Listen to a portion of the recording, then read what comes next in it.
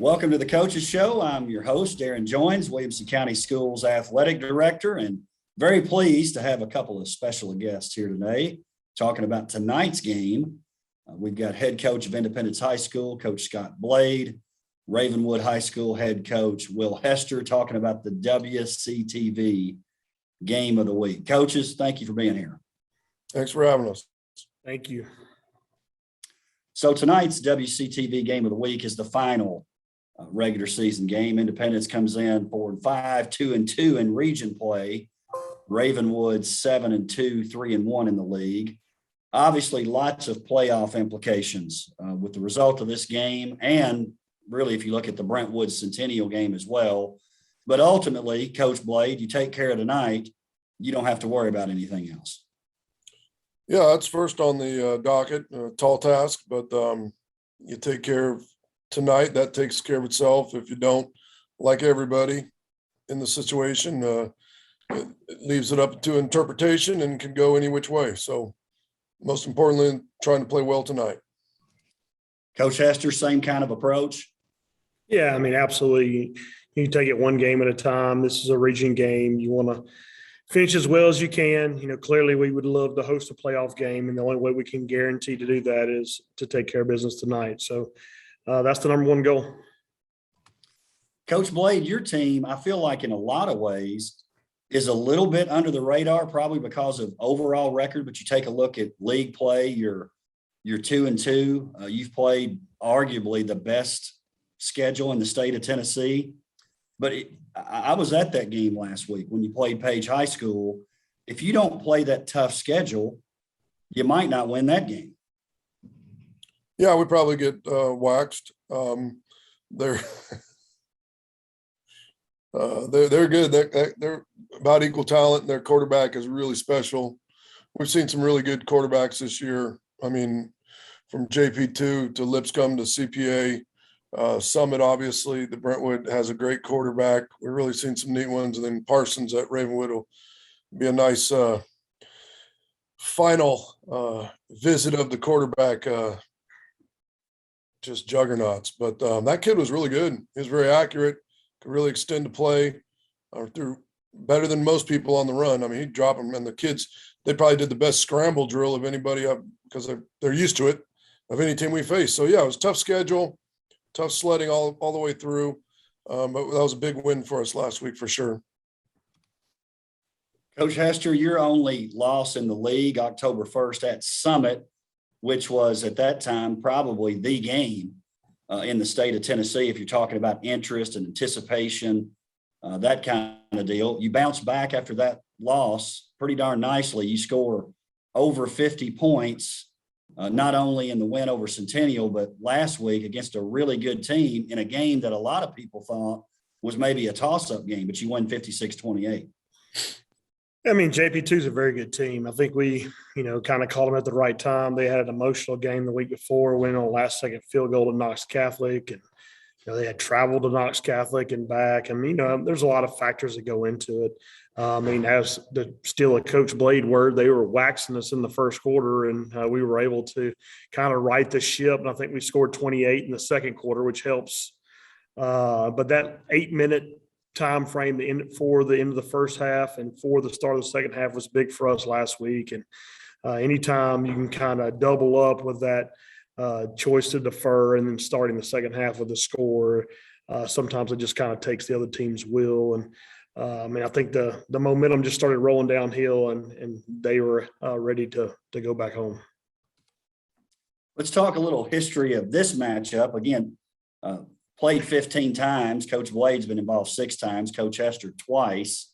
So a lot of these games you guys weren't even involved in. But Ravenwood leads the overall series 12-3, winners of the last 8. And I thought it was interesting because you guys have been the coaches at your schools several years. But only one time that you were actually head-to-head, and that was back all the way to 2014. Coach Blade, I think if you look at, those last 8 years, you've had some pretty darn good teams. Obviously, you guys have struggled in this game with Ravenwood. I think it really shows the strength of that program as well, because if you talk about best teams in the state, your team obviously gets mentioned a lot. in some different years, good programs, great programs in the state.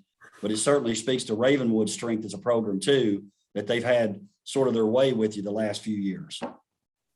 Yeah, they have. They've absolutely. I think 15, Will and I scrimmaged together. That was the year we both won a championship. That was actually a heck of a scrimmage. I mean, that was two of the five. The two end up being the two best teams in 5A and 6A, and that was a preseason. That was a heck of a scrimmage. But yeah, they've the year before they got us. We just, for whatever reason, haven't done as well as we'd like. It's a credit to that program and their kids and what they're doing. And somewhere we'd like to eventually right that ship, but they're a heck of a program for sure. Coach Hester, as I was looking back at the history of the game, again, you guys haven't been involved in all these games, but not many 3-0 types of games. I think I saw one that was maybe 9-3. Tonight, I'm not looking for one of those kind of games either. With the way your offenses have been playing of late, especially, could be a pretty high-scoring game.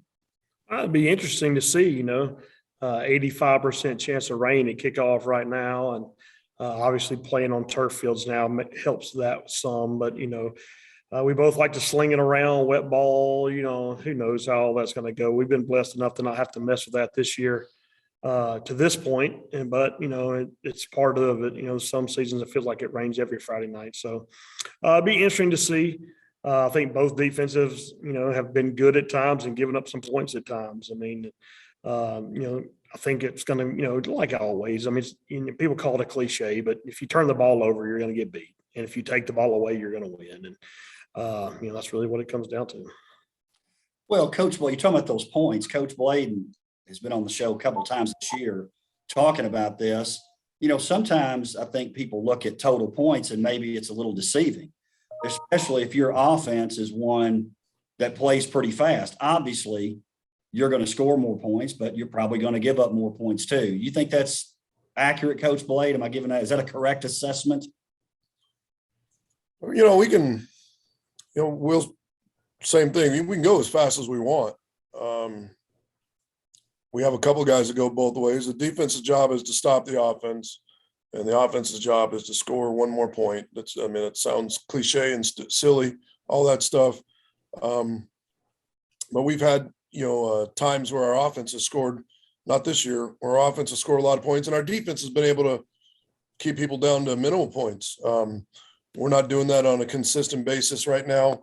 And like Coach said, it comes down to these small things in these type of games. The turnover margin, who's playing a clean game as far as penalties. The weather looks like it's going to have possible impact and some adversity potential. I remember a couple years ago we were playing there, and that was one of the coldest games I played. I think you were gone, Will, but it was rain sideways and hard and freezing, and couldn't throw the ball and could barely hand off the ball. It was so wet and muddy and everything. So, these games at the end of August or October, are interesting. You put some playoff implications and some rivalry stuff in there. Should make for a fun night. Coach Hester, talk about that a little bit. Coach was talking about weather, not only cold, but raining. And you talked about too, throwing the ball if it's really wet. How does that impact, or how's that impacted your preparation this week? Well, I mean, any week like this, we're dunking a football. We're squirting it all every snap with a water bottle and all those kinds of things. And, I don't know if it really helps in the grand scheme of things, but we think it does. We're practicing with a wet ball. But, to me, it's all in your head. If you're mentally prepared for the weather to not bother you, then it's not going to bother you. If you're worried about the weather, if you're constantly thinking about the weather, then it's going to bother you. And so we try to preach all the time that, the weather's not a factor, whether it's cold or wet or hot or whatever. We're just going to go out and play football like we practice every single day, and, it'll all take care of itself. Let's talk a little bit about last week's games. We'll start with Independence, 49-38 winners over Page. Page, and up into that game, was along with Summit, the only remaining undefeated teams in Williamson County, obviously not many in the state. So Independence hands Page their first loss of the season. It's tied 14-all early.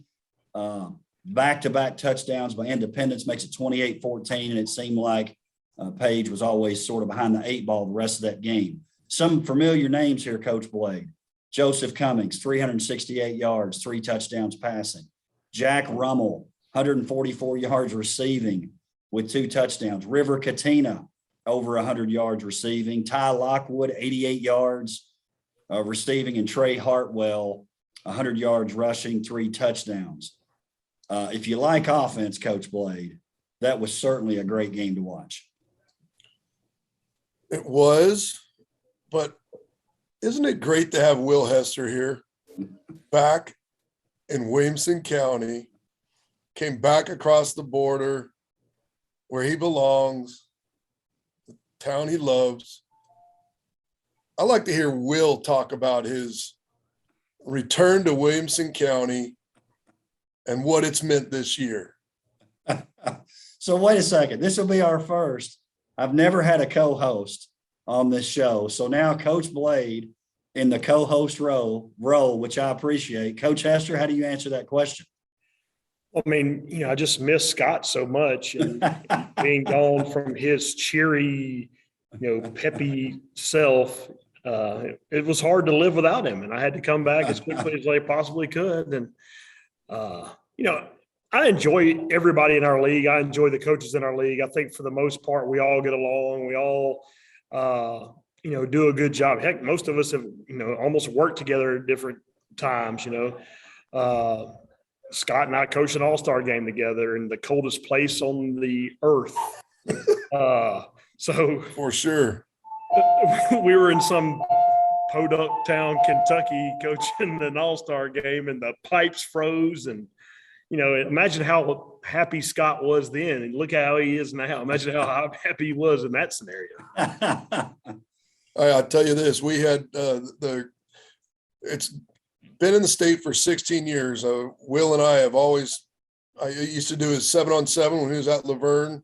We had some incredible matchups there, and I've always had nothing but respect. And we've had like you said, the older we get, you kind of cherish these times where you got dudes that, he does it right, and you have nothing but respect for the way his program is. And I can tell you can see the difference in Ravenwood, and really, I mean, he's a dude. He's not only a great coach, but he's a great man. And the Williamson County is lucky to have Will Hester back. I was excited when he came back, knowing that he's such an incredible competitor. Wasn't excited that that team is reloaded like they are, and that's a credit to him and his coaching staff. But anyways, apparently the recruiting budget, as everybody would say, our recruiting budget was good this year. So that's right. You asked me a question about offense. Yeah, our kids played well at times last week. Just like anything, I mean, you got a couple guys that can flip the sticks, and our quarterback's a senior guy that is seeing things clearer. Just his first year starting, Joe's done a great job. His 2 malfunctions last week were like synapses misfiring up there, but he typically is making great decisions with the ball and putting it where our kids can have a chance. I think River, the great thing about him, his grandfather was in from Samoa. His first time he got to see any of his grandkids play. And I've coached 4 Katinas now, and he had a big night. They had an interception, had a touchdown reception, had a onside kick that looks like it was flubbed or something, and ran it back for a touchdown right in the direction his grandfather was sitting. So those are the kind of things that you take away from some of those guys playing at a high level when their families and stuff can see them that maybe haven't seen them do that. And it was a senior night. Obviously, it'll be senior night tonight for Ravenwood. So that was a great night for those kids. And, we hope we can try and duplicate some of that tonight. I think there's been a Catino playing at Centennial or Independence for the last 47 years. Yeah, I've been at Independence 9 years. I've had at least one. Matter of And I fact, think there's another one coming, right? I think there's another. yeah, there's an 8th grader too. So Well, I know Coach Hester and everyone else is looking forward to that, Coach Blade. Coach Hester, 56-28 over Pope John Paul last week. Chris Parson, 10 for 14, 286 yards, 3 touchdowns, 3 more touchdowns rushing. Lee Millett, 166 yards. I noticed you had some comments about him in the newspaper this week. A touchdown. Edmondson, 4 receptions, 96 yards. Miles Pollard, 100-yard pick 6. Hitting on all cylinders last week, especially offensively. We were down 21-7. I don't know. I mean, we may have got the cylinder back firing in the second quarter, but he didn't start that way. But yeah, I mean, we played good. I mean, there was a stretch of time, like I said, in the middle of the game was probably as good as we could play. That was a good football team. Like I said, but they got some injuries over the course of the game. And once momentum starts rolling, it rolls fast. But we did play well. We executed. We scored on some long ones. I think we had a 74-yarder and a couple around the 50-yard range. And, we're not going to be able to do that against Independence with all the speed that they've got. And stop. He's playing Rummel on defense now. He's playing Hartwell on defense. He's playing Lockwood on defense. For a guy who only cares about offense, he's given up a lot of dudes. Oh, really? A guy who actually was a defensive player. So it's getting thick in here. I'll tell you what, we're on Zoom and it's filling up in here. Hey, you started this. You could have stuck to the company line, but you had to drag me down. I had to drag you up because I'm just excited that you're back in this county and making us whole again. I appreciate it, man. We lost Crawford. I was sad. We lost Donnie. Donnie's still here. He's just not with us right now. Well, he was on the Zoom yesterday. But we missed Donnie. We missed Crawford. But by God, we got Will Hester back. Are we the 2 old guys now? Yes. You actually might be the oldest, but I think I'm right. Unfortunately, you're probably right because none of this was here about 9 years when I started here. Yeah. I used to have hair just like you too. Coach Blake, I don't remember that. This is what 4 and 5 will do to you. Coach, let me ask you this. Would you trade Crawford Webb for Hester, or will you go Hester for Crawford Webb if you got to make a trade? Oh, here we go. Hey, look, I'm not in the trading business. I like them all. They're great guys. But as an old guy, unfortunately now, it's great to see the veteran coaches come back and class up the joint a little bit. All these young bucks, they don't know how to act. Hey, listen. Let's They don't know respect. They're putting too many dang points on me. Let's talk playoffs again. So we talked about Ravenwood. You win, you're 4-1, you're second place. There's actually a scenario. Independence wins tonight. Centennial gets a win. That could mean second for Independence. Obviously, take care of your own business. You're fine. Coach Blade, we've talked about this several times the last few years. Really, it's about getting in. Once you get in, you get a little bit of relief. You get away from a Williamson County team, at least starting off. But then it comes back around. That's something you always talk about. It still goes through this county. But step one is get in and you've got a shot. You do. The top 4, I think we'll agree on this. I think the top 4, I think someone out of this region is representing the West. This is it's always been this way. There's a lot of parity in this league. I think I would have Summit and Ravenwood as the top 2 teams in this region. And they are fit to represent this side really well. I don't know a whole lot about the Memphis teams. It's my first time, actually the first round, assuming we get in, obviously, assuming we get in, but I'm saying I don't know enough about them. I think the farthest west I ever went at Hillsboro was Henry County. So I really don't know. I don't have a whole lot of. I've just seen them Whitehaven play on TV and stuff in the past, but yeah, I mean, getting in is half the major step, first step in this battle. Coach Hester, first year back at Ravenwood, league as tough as it's ever been in terms of parity, level of team.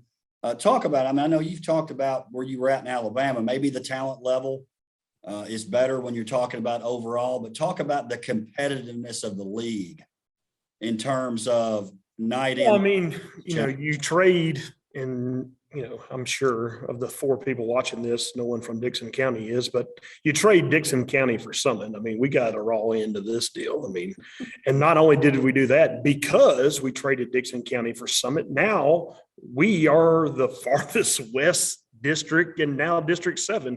So somehow Dixon drives past us to go to Smyrna and Cane Ridge, which, I mean, I get it.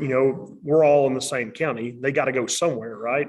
I would say Clarksville was probably the closest one to them geographically, but maybe not. But, you take our league and then now having to match up with Memphis, which, when I was here previously, that was always you played one of them and it was in the semifinals if you were lucky enough to make it there. And you didn't have to battle your way through it. I mean, there's some dudes down there. I mean, for the longest time and probably most of the first part of Scott's time in Tennessee, of all the kids that were going Division I, Power 5, the majority of those guys in Tennessee were in Memphis. And that's where a lot of the greatest players are. It's a little different now. It's kind of spread out across the state now, and there's more in our area now. But it's infinitely tougher now than it was when I was here previously. Because you add Summit in, especially this year with the Twins and, their senior year. And, people, poo-poo on Brady Pierce, but he's a football player now. I think anybody in our league would take him today if you could. And but now we're going to have to go to Memphis. So, we know Memphis. We've been there. We've played Whitehaven multiple times. Looks like, it's a great chance we play Whitehaven again this in the first round, which will be way different. It's not going to be any cakewalks. Do I think our league could sweep that league? Yes, I think it could, but it could also get swept or pretty darn close to swept. I don't know that anybody's beaten Summit, but it could be close. Coach Blade, let's talk a little bit more about offense. Talk about Trey Hartwell. Last week, 15 carries, 3 touchdowns. That's 1 touchdown for every 5 carries, 100 yards. That young man has really, really played well for you guys. Yeah, we throw the ball to set up the run, different than some people's philosophy. He's done a good job with it. He's a bigger, stronger back that does well in between the tackles, and he fits our offense and what we're trying to do and complements our passing game real well. So he's had a couple of big games there of late, and we're going to need him tonight for sure. Coach Hester, talk about Lee Millett. He's a young man that you mentioned last week in your post-game comments. I mean, playing very well for us, running extremely well right now. I mean, as far as recruiting goes, he was kind of hated on because of his speed a little bit, but we use the catapult system. We track our guys in gameplay, and he's hitting 20.84 miles an hour with the ball in his hand in game, which, if you want to compare that, Van Jefferson, who I spoke with last night, plays for the Rams. He's hitting 21.6 miles an hour in gameplay with the ball in his hand. So, I mean, Lee's running very well, and I think it's kind of opened some people's eyes, and super excited for him because he's a great kid and a talented kid. And, sometimes those kids, when you've got several kids in your team getting a lot of attention, those kind of next level kids, you kind of get, looked over. It's almost like we can't recruit so many kids off one team or something like that. I don't know what it is, but Lee is playing very well and finally getting some attention that he deserves. Coach Blade, doesn't it just seem like a sad story? He's got all these guys he's wanting to get recruited and can't recruit a bunch of people off the same team. You feel bad for him? Absolutely. I don't have a tight end going to Ohio State that still has a year left, so I know that. Or quarterback going to Florida State. A year ago. Right. Hey, Coach Blade, answer this for me, because I do see this happen some. And as you get later in the season, and Coach Hester made reference to Rummel playing some defense, does that kind of thing happen a little bit more for your team? Maybe based on injury, or just maybe based on, hey, we really got to win these games, that you see guys play a little bit more both ways? Yeah, he's got the same thing on those, his skill guys. There's great skill guy can do it on both sides of the ball. And if, every down, literally every snap matters. So you got a guy that can, Jack Rummel's probably our best tackler. He's a sure tackler. I mean, those type of things matter. So at this point in the season, I mean, it's harder and harder at the beginning when it's so hot, but at the end of the year, when everything's on the line and every game and every snap matters, yeah, you do your best to have your best players. It's not for the weak-minded and not for the weary. I mean, it's win and go on, and lose and go home. So put your best foot forward and see what you can do. Spoken like a true linebacker right there. Guarantee it. Hey, Coach Hester, talk about, Pollard. He has that 100-yard pick six last week. First time you've seen that as a head coach? Yeah, I mean, those don't come around many times. People, first off, a lot of people aren't throwing the ball when they have it 2nd and 1 from the half-yard line. So, I mean, a little bit of a shock there. But, and in Miles's case, not been many attempts in his direction this year. He really hasn't had many opportunities. First off, the majority of the teams we've been playing have been trying to pound the football. And the ones that are throwing haven't thrown his direction per se. But, I was happy for him to see him do that. He was excited. It was good. And, when good things happen to you like that, you make plays like that, it kind of boosts your energy. And, he's ready to go this week because last week was good. So great time for him to have that happen to him right here, headed into the last game of the year in the playoffs. All right, as we wrap up here, Coach Blade, let's talk about this a little bit. Offensively, tonight, obviously 49 points last week. What do you guys need to do? What are some keys for you to keep that offensive momentum going this week? First of all, not throw a 100-yard interception return. That would be good. Turnover, and honestly, offensive's got to do what we do. I mean, we talked about this a few weeks ago playing Summit. Their offense is equally as potent. Their quarterback can take the ball anytime. I mean, it's one thing we got to exchange points. We got to win the turnover battle, all that good stuff. Had too many penalties last week that were lack of discipline on our part. So we need to control the controllables. That means keep the ball out of, do what we got to do to score, and keep the ball, try and keep it from turning over. Coach Hester, what are some challenges for your defense tonight? All the weapons that they have. You ran down the stat line from last game against Page. Every receiver was over 100 yards, basically. The running back was over 100 yards. Clearly you can't double cover everybody. You can't just pick one person out to try to take away. You just got to play football and hope that, you get enough of a stop or whatever to give yourself a chance to win. This could be, a 49-48 ball game. It could come down to extra points and who makes the most extra points.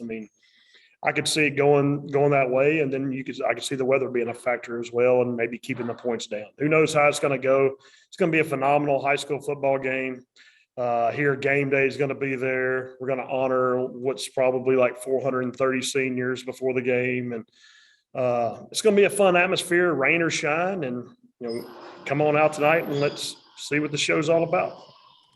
Well, I appreciate you guys taking time out of your busy schedule to talk about tonight's game. We're sure looking forward to it. Thanks, gentlemen.